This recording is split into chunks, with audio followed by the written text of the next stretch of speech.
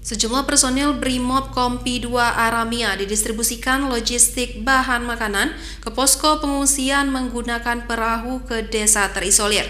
Untuk menuju ke lokasi desa hingga saat ini tidak dapat ditempuh menggunakan jalur darat lantaran masih terendam banjir. Kebutuhan makanan yang ada di posko pengungsian di 66 desa yang saat ini masih terisolir semakin menipis.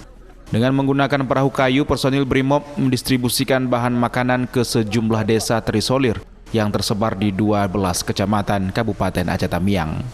Saat ini sebanyak 134 desa yang ada di Kabupaten Aceh Tamiang masih terdampak banjir mulai dari 1 hingga 2 meter, di mana 66 desa diantaranya menjadi terisolir.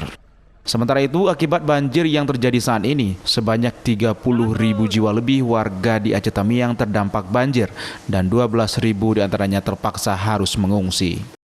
Danton Brimob Kompi 2 Aramia AKP Zulfikar mengatakan jika pihaknya saat ini berupaya untuk terus menyalurkan logistik bahan makanan ke posko yang ada di sejumlah desa yang terisolir. Kami memang hanya bekerja, apa yang perlu kami lakukan, apa upaya kami bisa kami lakukan pada masyarakat, itu saja yang kami utamakan. Ini kami mengimbau bersama perangkat desa agar bagi warga khususnya yang tinggal di pinggiran sungai dan yang sudah terdampak banjir agar bisa tinggal di posko penampungan.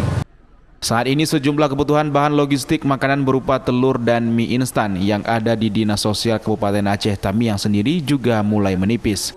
Hal ini diakibatkan masih terputusnya akses Jalan Nasional Medan Banda Aceh yang terendam banjir membuat truk pengangkut logistik tertahan di wilayah Sumut.